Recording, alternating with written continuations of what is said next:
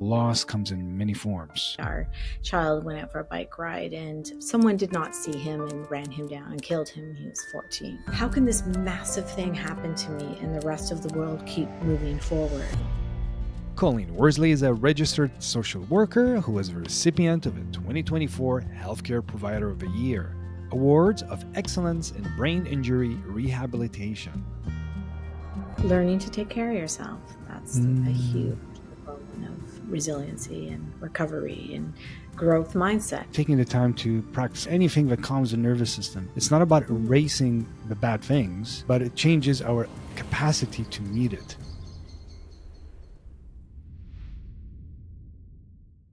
And it's time for a little pop quiz interruption. I'd like you please to guess, what is the percentage of people who are watching the content on this channel who have not subscribed? Are you ready? 97.5% have not subscribed. What? This blew my mind. That means only 2.5% of you have subscribed. Please help me change that. This makes a drastic impact on my capacity to continue sharing this educational content at no cost to you. All you have to do is press that subscribe button. If you have, thank you so much. Please continue sharing it with anyone you think can benefit from this. Thank you so much. Hello, everyone, and welcome to this episode of Pause to Elevate with Dr. Qasim Al-Mashat.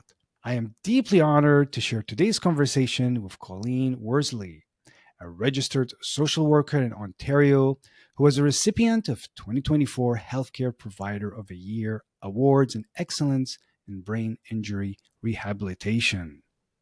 She has more than 20 years of experience in rehabilitation healthcare field, providing direct care and management support in both clinical and community settings for individuals managing brain injury and trauma recovery, which can be really challenging. Colleen combines her interests in neuropsychology with her studies in social work, cognitive science, and holistic nutrition, which I want to ask you so many questions about, to support clients to overcome challenges in the recovery process through individualized and comprehensive rehabilitation programs. In her current practice within the Eden Dales social work team, Colleen provides social work support and offers a range of modalities for treatment of trauma, such as EMDR and many more, which we will cover as well. We'll also explore her personal journey and story of resilience, which is both heart-wrenching and inspiring around the loss of a loved one. So friends, join us as we explore resilience, healing, and a growth mindset in mental health, including when dealing with loss and grief. But first, Colleen, a warm welcome to you to the Pause to Elevate podcast. Thank you. I'm happy to be here. Thank you so much for joining us. You know, we had this conversation before we did the recording, and I really was deeply, deeply touched by your journey, your story, and the hope you bring amidst tragedy. It's remarkable. So there's so many things I want to ask you about, and I'm going to attempt to squeeze it all in this podcast, but I'm not sure if I'll be able to. We got that, but we'll see. So I wonder if we can begin with what even drew you to social work itself? What was your journey arriving at what you do? Well, I started out in the field of psychology, actually. I went to university and started into general arts, and then just started being drawn towards the psychology area, to a little bit of natural science. But when I left university, I started working with individuals with autism, and that was a really interesting journey. And then I met a man named John Wright, and he was running a team of rehabilitation support workers, and that's where the connection to brain injury and rehabilitation started, and learned a lot from him, mainly clients come first. They are your client and they are the boss of this, and you center your support towards them, which was a really nice alignment with social work, because as I started to work more in the field, I wanted to grow and develop, and social work was a really nice field that encompassed that perspective of your client comes first, right? Like very client-centered work. So yeah, and then I started taking courses and Mm. eventually got here. Yeah. It's amazing how, sometimes we don't know when someone starts a journey, they don't know, like, okay, where am I going to go? Where am I going to end up? But you clearly kind of followed the clues in your life that led you to work that's so fulfilling, very challenging, but clearly, like, you're deeply passionate Yeah, about the work yeah, that you do. yeah. Yeah. Yeah. With brain injury, can we just maybe share a little bit about what is traumatic brain injury? Because many people may not understand, like, what kind of challenges do these things bring? And then would love to go into your story as well. But Yeah, what is, and you deal a lot with that. yeah. So brain injury can be a result of something that's happened like toxically from like an overdose of medications. It can be from a single blow to the brain. It can be from, well, I think of dementia and Alzheimer's almost as, it's a breakdown of the brain processes, right? So there's a Mm, lot of miscommunication. The neural networks aren't working so you're very diverse in how you can have slower information processing, which means there's a higher level of frustration that comes on. You don't have the same filters mhm, for being able to screen out bright lights, loud noises, daily stressors, because you're cognitively exhausted. Your brain is tired because it's working mm, so hard all the time. And then in those other, dementia and Alzheimer's is really, they're outside of my field of focus, but I've learned a lot about learning about what happens in the brain through those studies too, right? And once you start interfering with neural networks of the brain, neural processes, then yeah, what can happen to a person? it's so challenging because our brain is what helps us make sense of the world. Like, here is the organ that helps us make sense of the world, and when it's impacted or damaged or whatever, organically, or because of something has happened, like you said, a blow or an accident, or wow, it's so difficult to kind of push through. And I think we have in our culture, not just brain injury, but all types of injury, is like, Yeah. just gotta push through. I gotta work harder at this. And I'd love to hear your thoughts, because I've seen a lot of challenges come up with people who have a traumatic brain injury and they just want to bulldoze their way back to healing. Yeah. So I think the first couple of years is there can be that focus I found with different Mm, individuals. They really focus on the physical side of it because that's something mm, tangible, that's something concrete they can see. It's just like a broken leg is a broken leg, and it has a certain trajectory of time and what you do to help that heal. Organs, everything is, but the brain is so complex, and there's so much yeah. going on, and there's so many diverse presentation, similar but diverse in the level of extremes of concussion symptoms as they present. So for some, they they cannot understand that, like, it wasn't that bad of a collision is what I hear a lot. It wasn't that Right. bad. Why is my whole life turned upside down? Why am I not healing? And so there's a lot of different theories around what actually happens. There can be tearing and shearing, which is actual physical tearing and shearing of, Mm, like, where the dendrites and axons come together is now something's disrupted in there. There's like blood bleeds in the brain. But I don't know. I think I've described it sometimes to my clients. I feel like it's like the snow globe's been shaken and things do collide, oh, but they're kind of all over the place because humans weren't meant to go at the speeds we go at, and we weren't meant yeah. to suffer blows of that nature. And so the brain is not well designed to have impact, because it's very soft, yet the skull is very hard and has sharp protrusions, which can do a lot of damage. Mm. Right. Yes. I really like that metaphor use of a snow globe, right? Like, something's been shaken. And as you use that metaphor, it made me think, a lot of people struggle with, like, when is it going to be still again? And it's so hard. Like, there's no specific, like, oh, in 2 months and like 4 days, or in 6 months and 5 weeks, or whatever it is, you'll be back to normal. Like, there's no exact, Yeah. like, And timeline. so There's the a first, general, right? But there yeah, isn't, like, you just got to hang in there one more month and then you're back to normal.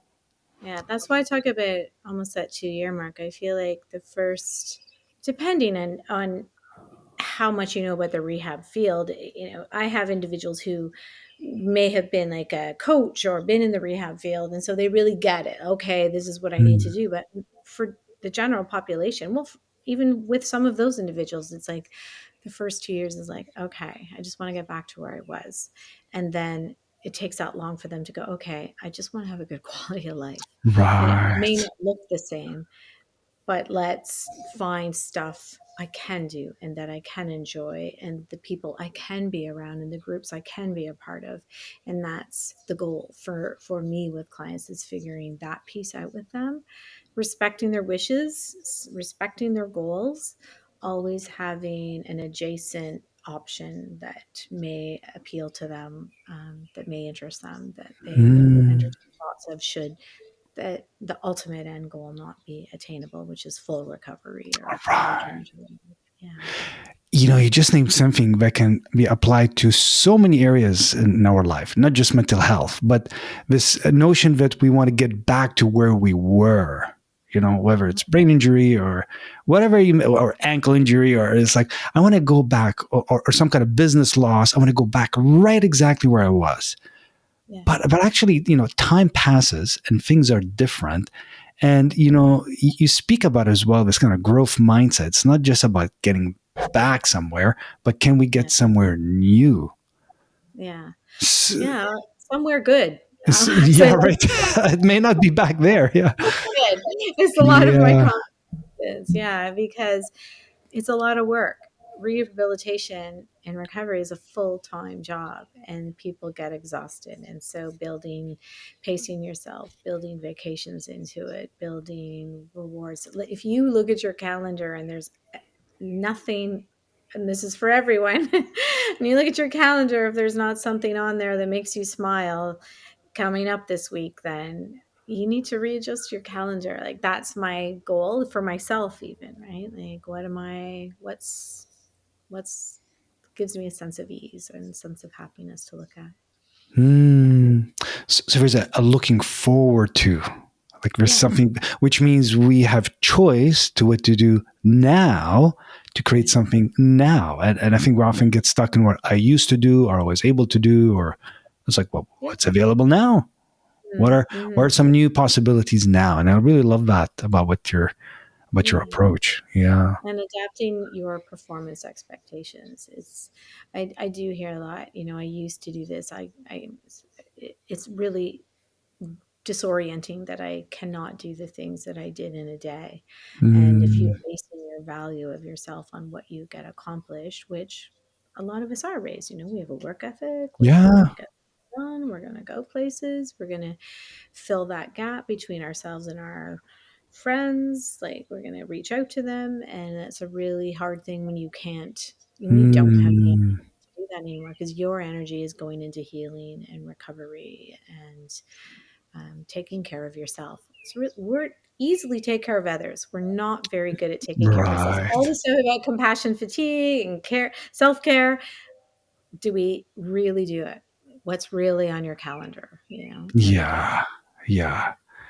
Yeah, sometimes we don't know how full our capacity is, and actually, I went through that 20 something years ago, and I burned down.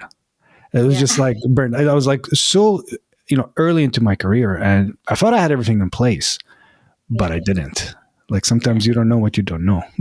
So, yeah, yeah. That was a recent talk that I went to, and they asked, or asked, it was on resiliency. And I was like, what do I know about resiliency? Well, you think you've got it all figured out. You've got some systems in place. You're thinking about what you can do to keep your body healthy and physically healthy and nutritionally Mm, healthy. And then, you know, something big always happens in life, because life is hard. It's yeah, beautiful, but life is hard. So yeah, there's yeah. always stuff coming up, and it's hard. Some people, you feel like they come into my office, or they come to a session with me, and they're just so overwhelmed by, why is it always me though? Why is it just thing Yeah. after thing after thing that's come my way? And it's really hard not to get lost in that feeling of despair. And I get it. It's really, and they're right. It doesn't feel fair. It's not justified. And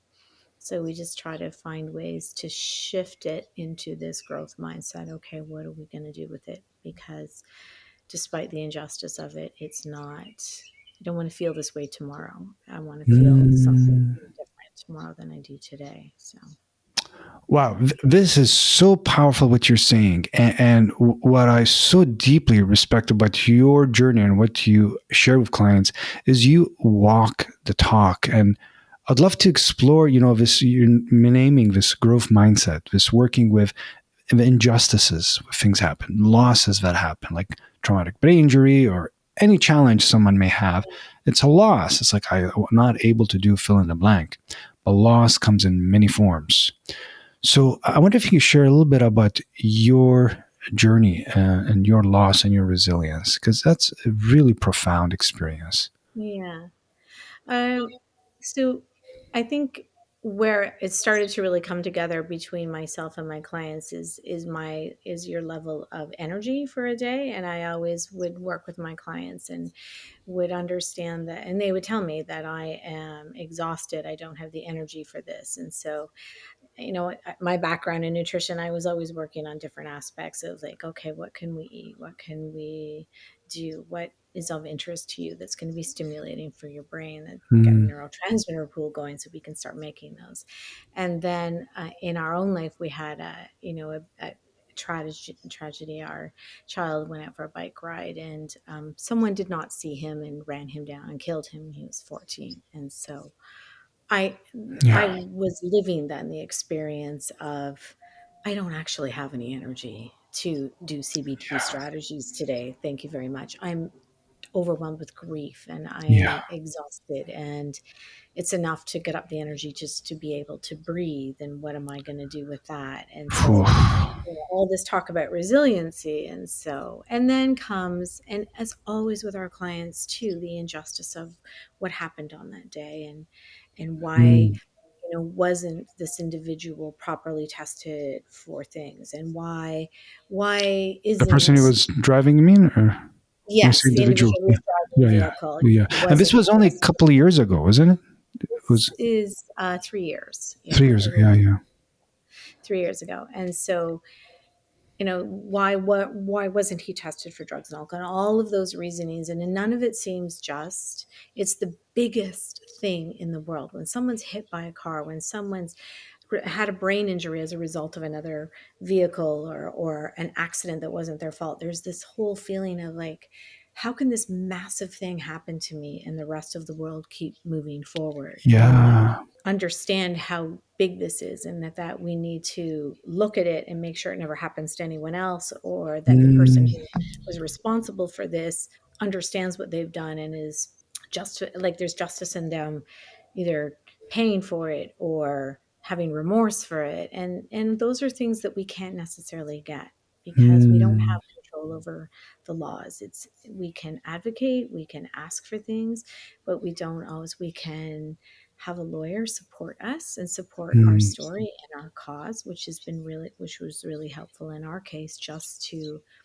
have the road looked at from a different perspective to fix it up, and to um, the person who did it to perhaps pursue counseling to understand what his role in it was. And so there was some mm. control. We controlled what we could in it, but in reality, we could never have back what we really had. Yeah.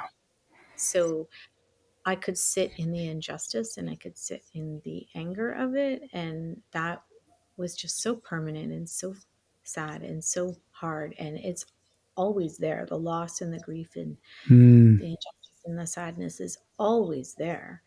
It's just rides under the surface. But the how do I get it? How do I make room for something else? Because when I think of my son, I don't want to think of that stuff. I want to think of the mm, beautiful thing that he is, and how he could still be a presence here. And so it was using that delusional thought is what I Mm, would say, because no one knows exactly where we all land at the end of the day when someone dies. We don't know mm, for sure. yeah, There yeah. is no for sure. I can choose what I need to get through. And so this was a really important lesson that I learned with my clients and for my Mm, clients, share with my clients, is that we can choose to believe that this person is still there. We can choose to believe that we can have a beautiful life. We could continue to be unwell and not heal and never have anything good and everything is gone, which is possible. It is mhm, also very possible we will heal to a point where we have a good life. There will be other joys that will come along. There will be other experiences that will make us mm, laugh and feel connected again.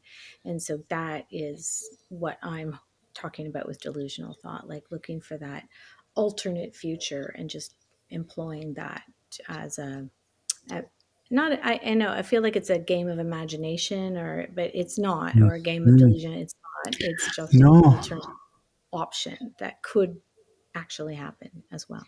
Hmm. See, when you're describing it, it's like there's many doorways, so to speak. So there's Yeah. the doorway of like the injustice, which is actually true. Like it is an injustice when there's a loss. It is an injustice when There is, yeah. Mhm. someone is taken. Like we can't bring them back. Like that's an injustice. Or someone gets in an accident, their life changes forever. Mhm. But then does it serve to stay just in the anger? And you seem to have found a way to, of course, it's normal to feel angry. Like, I mean, that is so human.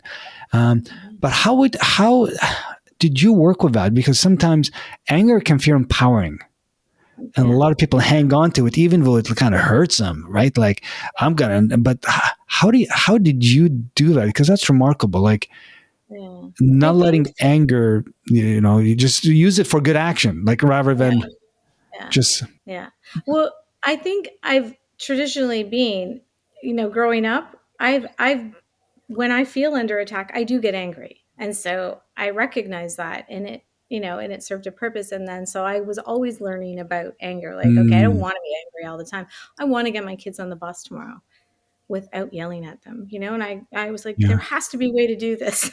yeah, because yeah. but because anger is a response, in my case, to anxiety. And so I think I've heard this said, anger is the safest, it's one of the safest expressions of emotional, pain and fear and anxiety. Anger is that defense mechanism, that fight or flight defense mechanism when things get scary.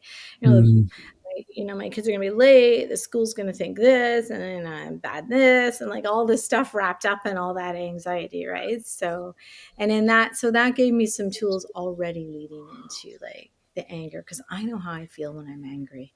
I know how mm, horrible feeling, and you're already so tired. You're so tired managing grief. Your whole system is exhausted managing it, keeping it under control, and then to be angry on top of it, it would be, I think, exhausting. And mm, that was something I just didn't have the capacity for. It was so then I would shrink away from things. And I did for a long time shelter away, and I didn't engage in a lot of activities. And however, that gets very lonely and isolating too. And yeah, so is like, okay, there has to be a balance here, right? So mm, control what you can in the injustice, and feels and know that you're going to continue having a voice around what injustice has happened, and then figure mm, out somewhere else to move forward with your life. mm, So that is what I worked on, because I couldn't be angry all the time. yeah, yeah.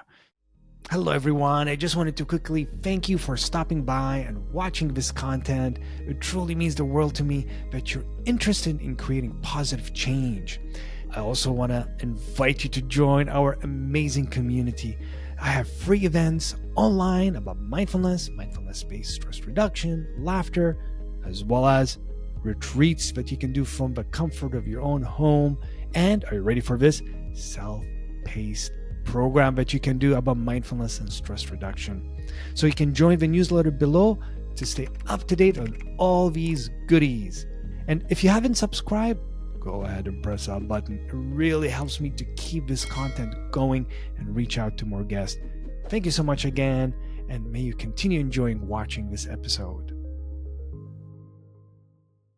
You seem to have kind of found some balance. Nothing goes perfectly in life, obviously, but in terms of like you gave yourself space to grieve, to experience the loss, to feel the anger. But it's a lifetime. It's not something that just suddenly ends. I think sometimes people think with grief and loss, if I lose something, just give me a week, give me 2 weeks, especially in North America, right? Like, oh, just take a week off, take 5 days off, and let's move on now. Like life continues, but life is different. So I guess, is that for you part of this growth mindset with loss is finding, like, what is that for you, this growth mindset with loss? For me, I think it was inspired simply by when I think of William, I can't just be angry. Like I need to think of him in a different way. I need to figure out what I'm going to do with this. For the first 6 months is I don't want this, and there's resistance, and there's figuring out how to back it up and make it not happen. And then it's like, okay, this is apparently happening, and I can't control anything in it really, except for what I'm going to do with myself. And I didn't even want to hear that, because at that, initially right afterwards, it's like, I don't want to think that, we all get what we can stand, and all those phrases that you hear. Oh, Yeah, we're only ever given what we can handle. And I'm like, oh. So at some point I could be angry about all that too. It's like, we're right back to anger, Colleen. So then I had to start thinking about, and I'm trying to counsel people at the same time. And so that made it really hard to try to share knowledge and support for them, people to develop strategies while I'm still bubbling around, not able to. So I had to get a plan for myself in place. So those were the things that really, and I think we have other children that needed us. I had a relationship with my husband that was not going the way we wanted it to. And we thought, well, William would not want to see all of this in the back, So then we were like, okay, what are we going to do? What do I want my life to look like going forward? And that's when I really started focusing on the nervous system calming stuff with the polyvagal stuff, and really started working on, okay, what am I going to do physically to feel stronger? Because if you feel physically stronger in some way, somehow, then that kind of can translate to, I am strong and I can manage this. Then we, and I did speak to someone myself. I had my own counselor that I could just actually tune into and cry with every week, every 2 weeks. That's what I would do, is cry. It was a platform for that, if nothing else. That's needed. Yeah. And then, started thinking about, I don't have, we did some stuff at his school. He volunteered at the Giving Place near where we live. It's a lavender farm. So, Oh, wow. A music wall there, because he used to play some music with his dad. So we're doing all those pieces. And then for myself in general, it really was, when I think of William, I don't want to be angry. I just don't want to be angry and thinking about stuff. So when he comes up in my thoughts, often I will, and I'm sad, I will find a heart-shaped rock. My whole house is filled now with these little heart-shaped rocks.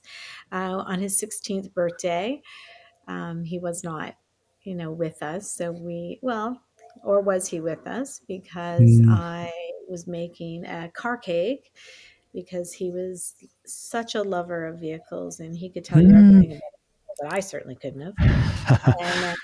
And when we'd be driving down the road, he'd throw out this big long story about that car, and it's got the original this, and I'm like, okay.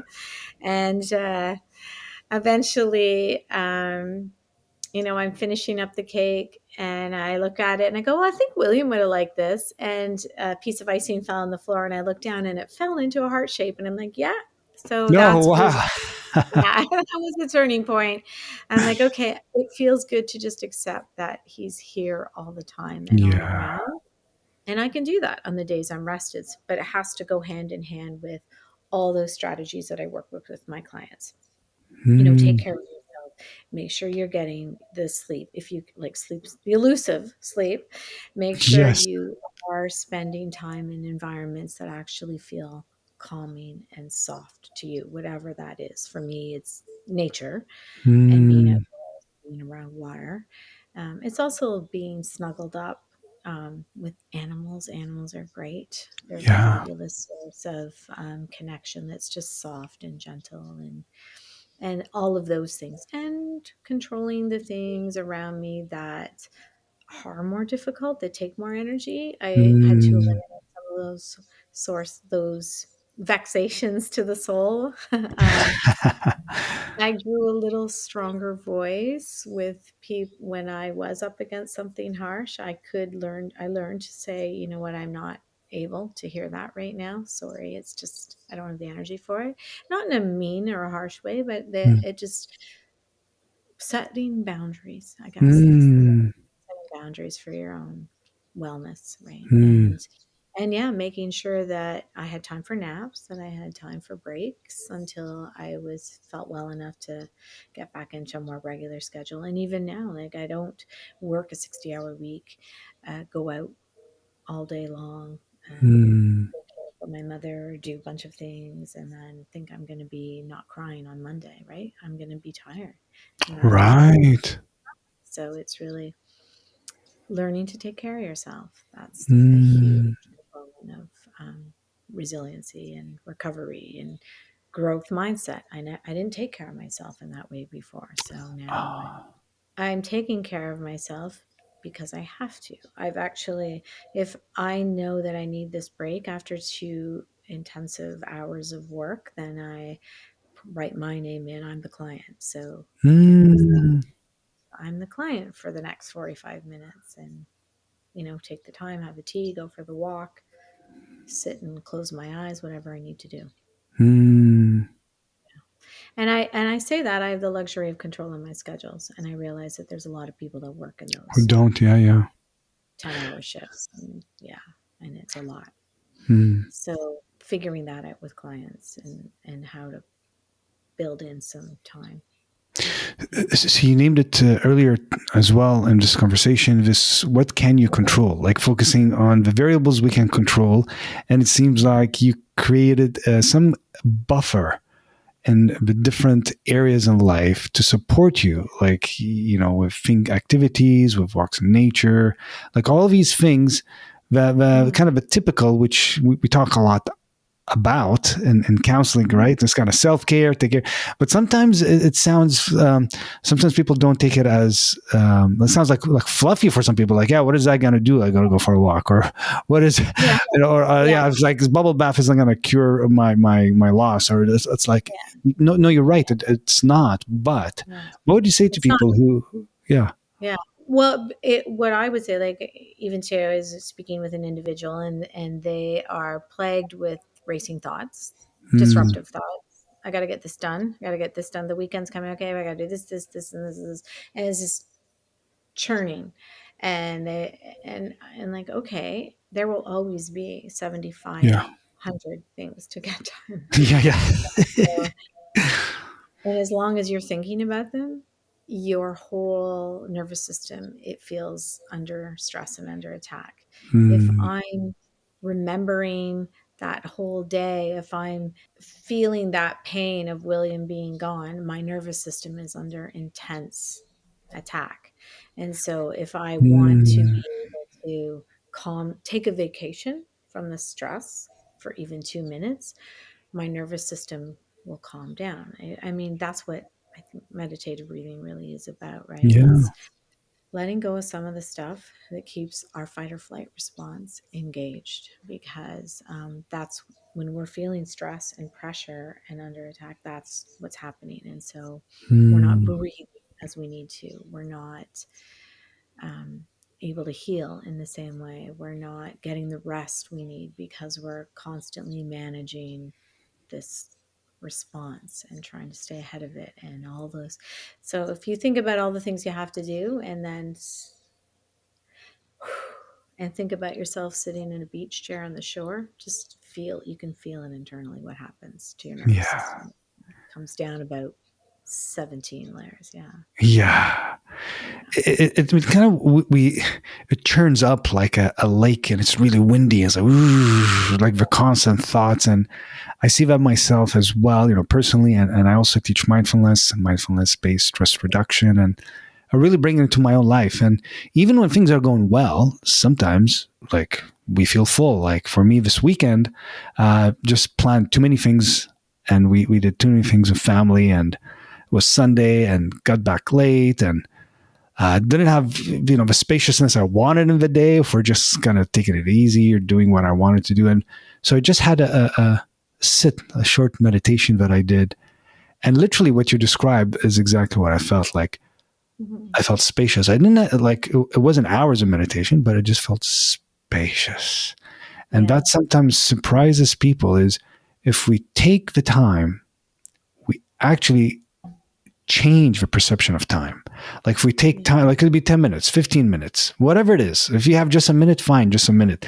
But taking the Yeah. time will make time feel more spacious. And I felt that myself. This like a couple of days ago. I was like, And if you, it can't, when I talk about this delusional thought or this calming of the nervous system, I get that when you are under intense financial strain, none of that is going to change the fact that the mortgage is due. yeah. And none of it is going to change that I have chronic pain, and that chronic pain is intense and huge in my life and bears on me. And it's not going to change the fact that, my son isn't doing well in school and all. Yeah. However, letting it go for 1 minute at least allows your nervous system to calm down so that you have a little bit of energy to deal with those things. Mm, If we're on our mind constantly, we don't ever get a break to get the physical energy to then start dealing with those things. And so share it with someone, be validated for it, mm-hmm, let it go for a few minutes, imagine yourself in a different financial place, let the system calm down, and then mm, control in what's happening. Like seek that support to figure out, what am I going to do about this? Where can I turn? And mm. it's a really hard thing to do, though, It's a when you very don't hard have thing to do. skills. I don't know why we're not taught these things in kindergarten, Yeah. because that's what we need to be learning. Is the world is a very amazing, beautiful, fast-paced, stressful place right now. Yes. Totally. We need tools. We just need tools to manage Yeah. what happens. Yeah. How you said it as well, it doesn't, taking the time to practice some mindfulness meditation or anything that calms the nervous system that you're speaking about. It's not about Mhm. erasing the bad things, but it changes our capacity to meet it, to deal with it, Yeah. not to be kind of drowning in it. So we can respond to it rather than just be upset and venting. And I see that often too. Sometimes, venting can feel really good, Yeah. right? Like Yeah. venting. This happened to me, and here's why my story is bad, and here's my story bad, and look at Mhm. me, how my story bad. And I mean, it's very human, but actually research shows it doesn't really help very much in healing. No, I think it helps to be validated in it. Yes. I think it helps to have someone make sense of it with you, to politicize it rather than it's personal to you. It is part of the system. And Yes. then I work on something as well called EMDR, which is looking to release some of the negative narratives that you carry internally or you may have Mm, adopted, that aren't serving you well and that heighten your feeling of panic in response to it and your feeling of anger. So, what is it that's happening that triggers? If often after these motor vehicle accidents for people that I work with, or traumatic incidents where people have lost others, mm, there is an even more heightened response to it stemming from their feelings of vulnerability. Now they can't work as hard, they can't mm, participate in coping strategies they had, and they're left sitting in this vulnerable place. Well, if I can't do that, then, if I'm not the one able to do it, then that means this. And it's like, okay, let's uncover what that is. Why is this Right. driving sense of I'm what a bad person, I have no control over anything, or I'm like, what are those Mm. underground like those negative cognitions that are swirling in the system that Mhm. we seek to find and uncover and reprocess so that they're not so powerful, right? So Mm. that's where the neurological stuff comes in, learning about the brain and the amygdala and the response system of the body to that, right? They're very powerful, those thoughts, Mhm. those images. They're there for a reason. That's, that whole process of fight or flight response that goes off is, Yeah. I say to my clients, that's what saves us from getting eaten by tigers, other Right. than the fact that there aren't a lot of tigers in our everyday world right now, depending on where you live, Right. most places. That, because, we saw someone get eaten by a tiger there last week. So we know when we see a bush, we need to be ready. We need to be in fight or flight mode, right? It's a very strong evolutionary thing that we have developed as humans, and it serves us well. Yeah. However, if it's in hyper response mode, or if it's responding to things that aren't actually true that we've picked up as a child when we didn't have the adult perspective to digest the Mm. information, then it's not serving us well anymore. It's causing us more distress than is actually valid for that incident in front of us, or those words that someone said, or someone cutting you off in the car. It's not an actual, they're not disrespecting you. They're a person wrapped up in their own Own problems. world. Yes. So Yeah. something may happen in the present moment, but when there's things unprocessed from the past, what's happening in Hmm. the present can be really charged. And Yeah. then people may overreact. And I know I've done that. And this is why EMDR, I've experienced it as a client myself. And before I trained in it, it's like, ooh, this thing works. So I'm wondering if you can share for those who haven't heard about, like, what is EMDR? Yeah. And it's an intervention and counseling, but what is Yeah. it? Yeah. So the EMDR stands for eye movement desensitizing and reprocessing. So I think it was Shapiro that said, "Oh, I don't know that I would have named it that. Don't quote me on that. I could Yeah. be very wrong." But I think she happened upon it, from what I've read, while she was walking in the park, and her eyes were automatically going from back and forth, and she was rethinking situations, and it felt like there was a shift or a movement in this, Mm. processing. And then the more I've learned about the amygdala and what goes on there and what's happening, like, it's very active when we're in REM sleep at night, and the eyes are going back and forth. Yeah. So when from my rehab world, I understand that when you have had an issue in the brain, and so it's no longer able to tell the muscles in the arm to contract, and the nerves aren't getting those messages through, Mm. they put on almost like a stimulation glove, which starts the messages happening from the glove back up to the brain. So we're trying to do that in EMDR. When the amygdala is busy, the eyes will go back and forth. Well, we want the amygdala busy to reprocess information. So we use, and we want to get the eyes going back and forth across the bridge of the Mhm. nose, and stimulating that same reprocessing, that same processing mechanism in the brain. And Mm. then you're sitting in those earlier memories of when some of these negative cognitions may have got set into the system. One example is, children of divorce who may have grown up in Mm. around environments at a very young age where there was a lot of arguing and fighting, and they may have, like, oh, I wasn't, one parent leaves, I'm not lovable enough for them Mm. to stay, or um I did something wrong, so now they're arguing, and, like, like they in develop a negative narrative Yeah. that's not necessarily true, because they don't have adult perspective to know that relationships are really hard, and people fight and people break up, and it has nothing to do with you Yeah. being It's not your afraid of. fault.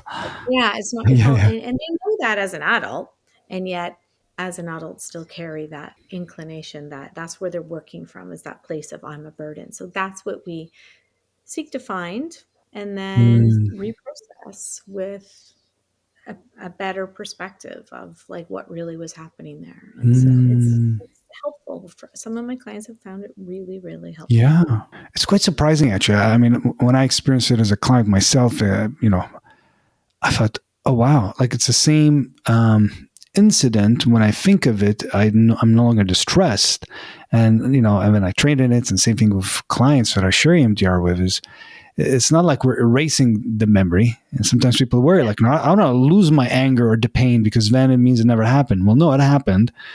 Yeah. It's not going anywhere, uh, but it's no But it's longer. over. But it's Yeah, over. but it's And you're safe. over. And There you're you okay. go. Yeah. Exactly. Yeah.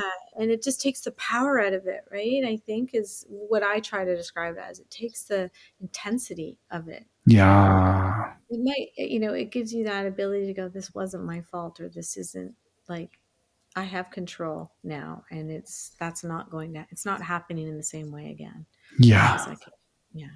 Yeah. So, It's amazing these hidden beliefs that we develop about ourselves, about the world earlier on in childhood. And many of them just stay dormant. And then things happen in life and they get activated, these beliefs. So you're like, oh, here I am thinking I'm useless or, not yeah. repairable, I'm damaged Yeah. or you name it. Yeah. I think you carry them. My theory, Yeah. I see, like, I think people carry them and they bury them, or they control them, or they override them Mm. when they're healthy and strong and going and able to, but they still maybe um, affect their how far they go in life, what they Mm. accomplish, where do they head to, what do they really get? Because if I'm not smart enough, or if I'm not good enough, then it kind of reduces your confidence to get the things out of life that you would like to have. And so that, I think we still carry them. Yeah. I, yeah, and they still affect us, but we're just try to override them. And then I think when you then add a physical injury in on top of that, or another big trauma in on top of Mm. that, you can't keep them in the box anymore. You can't control them in the system. Yeah. You don't have enough energy. It takes a lot of energy to redirect that stuff all the time. That's how I see it happening with my clients. So like, I Mm. never had this problem before, or certainly not to this degree. And I'm like, well, you're tired. You're Yeah. keeping a lot of balls in the air right now, and Mm. managing chronic pain and loss, and Yes. yeah. And how that's so natural part of healing, not because someone is weak or not strong enough, or it's like something happens, it's going to impact us like physiologically, psychologically. This is human. But what's so helpful about your work and what you're speaking about, actually, there's hope. There's treatments, there's support people can get, and obviously seeking support in your local area. So if you're whatever province you are or state or wherever you're listening to this, there's legislation, just making sure you're reaching someone in your area. But there you are, like there's support people can reach for, and there's hope.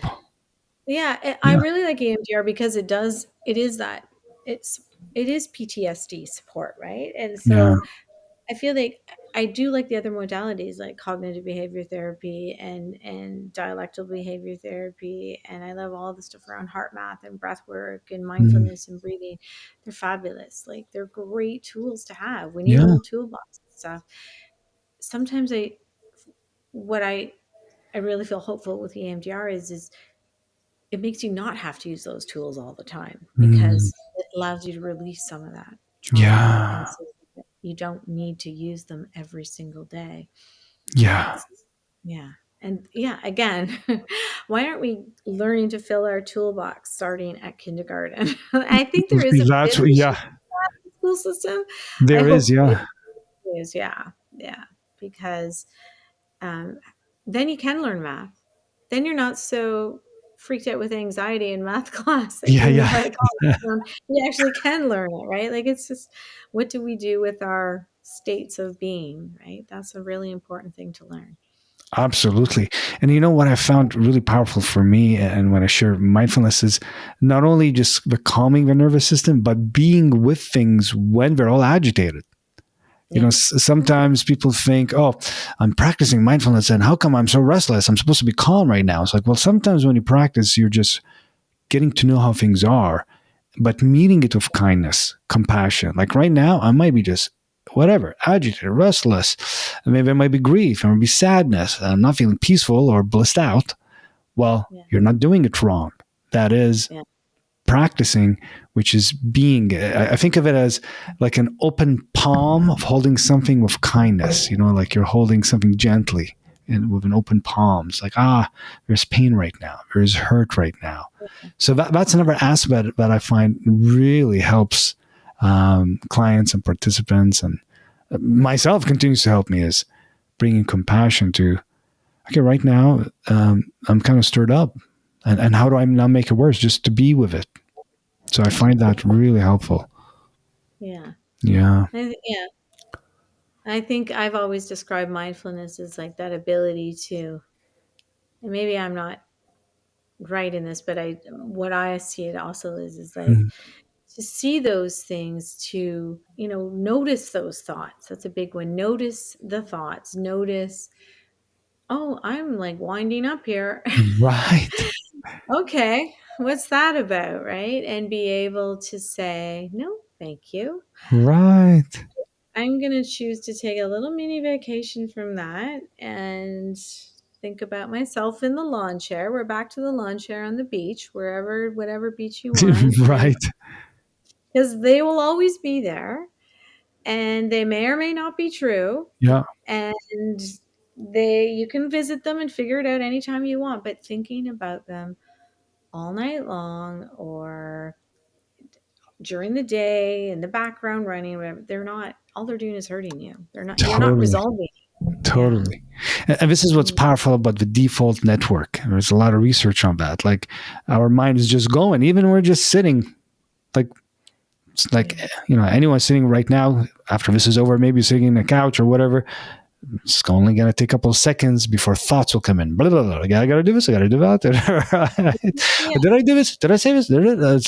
It's constantly going, and you're bringing attention. And I think this is what I find powerful about mindfulness is we're training attention and knowing Mhm. where is attention with awareness. Like, oh, I've spent the last 5 minutes brewing over something that I can't do anything but right now. Where do I Yeah. want to take attention? Right. So it gives some Yeah. choice. Yeah. That's the win. Yeah. That's the Yeah. win Yeah. in mindfulness. Yeah. Not sitting there like a guru for an hour, but recognizing and taking control of it and doing Yeah. something with it or letting it go and changing. Yeah. That's what I think is the power in it. Yeah. Yeah. Yeah. There's a couple other things in this conversation. Actually, I have so many more questions for you, but I know we're almost at the end. But there's two things I want to ask you still, if it's okay, which is one of them is about nutrition. I know you have Okay. quite a bit of training in nutrition. What role does nutrition play in improving mental health?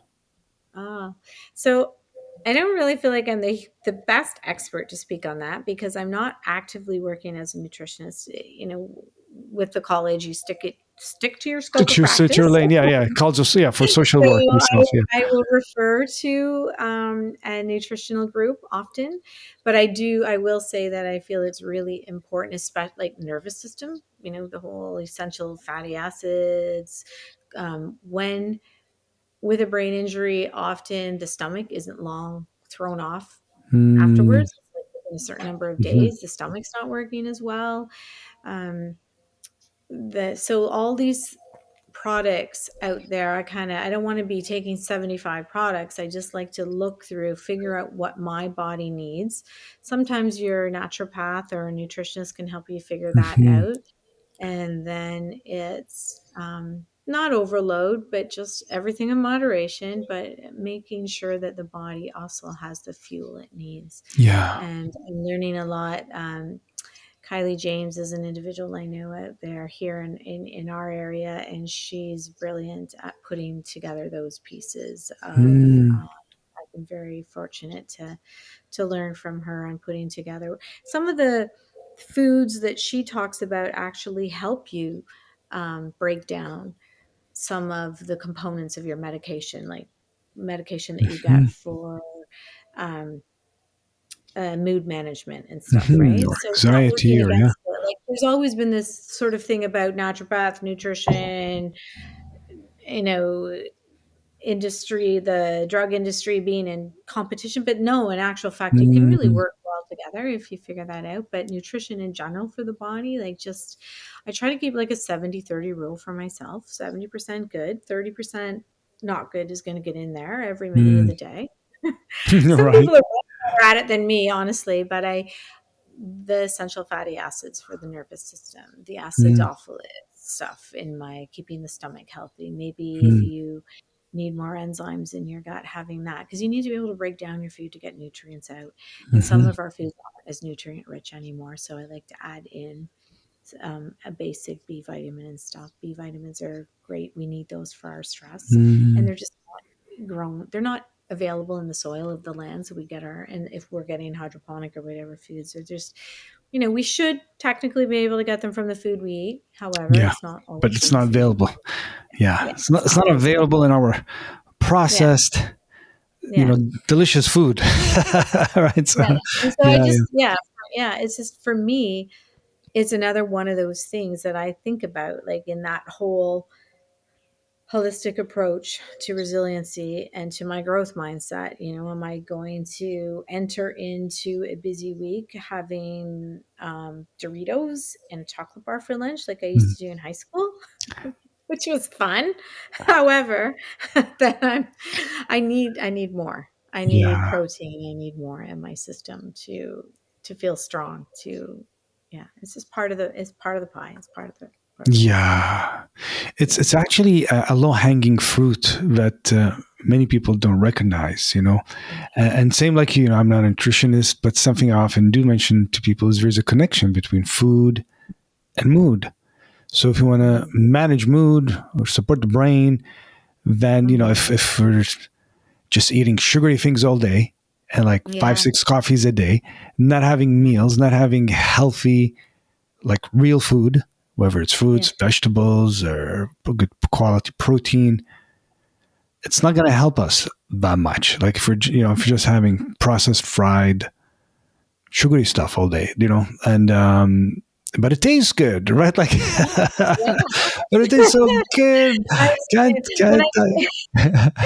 when I did start working out more, I was always very active as a kid, and then I just had a knee injury. I was playing soccer, had a knee Mm, injury, and I couldn't do it anymore in the same. But then everything happened, and I went, you know what? What are the things that made me feel good about myself and my strength? And so started taking yoga and Pilates mm, and working out. And then I was really hungry. And then, of course, the nutritionist I spoke to said, well, you need more protein, eat an egg a day, which then I selected Easter cream eggs, which mm. apparently don't count. That's unfortunate because they taste so good. But okay, now I'm incorporating those proteins in that I need and learning, trying to be more diligent about that. And I do feel better Yeah, when done.